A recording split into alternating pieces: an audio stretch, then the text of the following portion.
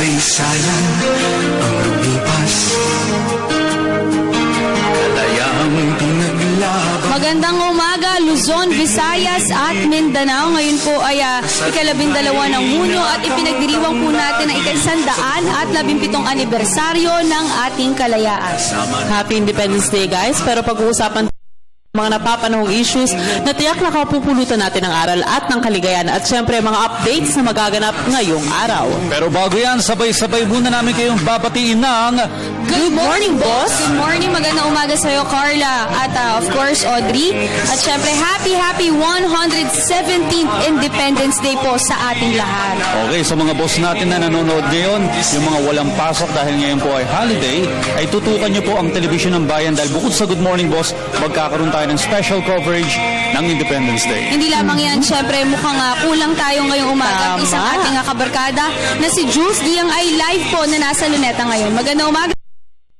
Magandang umaga sa inyo dyan sa studio at maligayang araw ng kalayaan bansang Pilipinas. Live na live tayo ngayon dito sa Kilometer Zero, Rizal Park para nga sa selebrasyon ng Kalayaan 2015 na may temang tagumpay sa pagbabagong nasimulan, abot kamay na ng bayan. Mamayang alas 8 ng umaga ay pangungunahan ang flag raising and wreath-laying ceremony ni Vice President Jejomar Binay at ngayon nga dito sa Rizal Park grounds ay unti-unti nang napupuno ang ground sa iba't ibang mga panauhin mula sa Descendants of Rizal, sa DOH, iba't ibang cultural agencies ng Pilipinas, ang DILG, MMDA, DTI, DPWH, DOTC, DOT, DOLIT, DepEd, Grand Lodge of Masons of the Philippines, Kababaihang Rizalista, Knights of Rizal, Boy Scouts of the Philippines at ang Girl Scouts of the Philippines. Pagkatapos ng flag raising at ng wreath-laying ceremony dito ay napakaraming mga activities ang pwedeng asahan ng mga boss natin. Unang-una na dyan ang Kalayaan Day Job Fair na magaganap naman sa Senior Citizens Garden Rizal Park na magsisimula ng 8 a.m. to 5 p.m.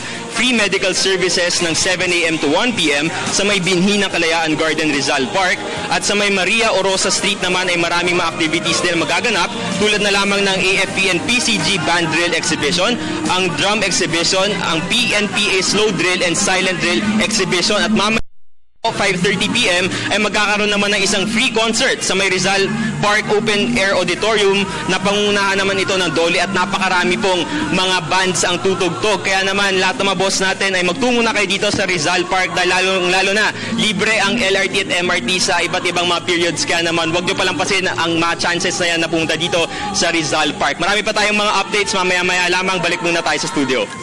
Alright, Okay. maraming salamat sa iyo, Jules. At Ginoong Jules Gia. Ginoong Jules. Yang, Ang mamaya. daming mga mangyayari sa That's Rizal Park right. mamaya. Oo, at kanina nga sabi ni Jules, may mga libreng sakay pa sa LRT at MRT.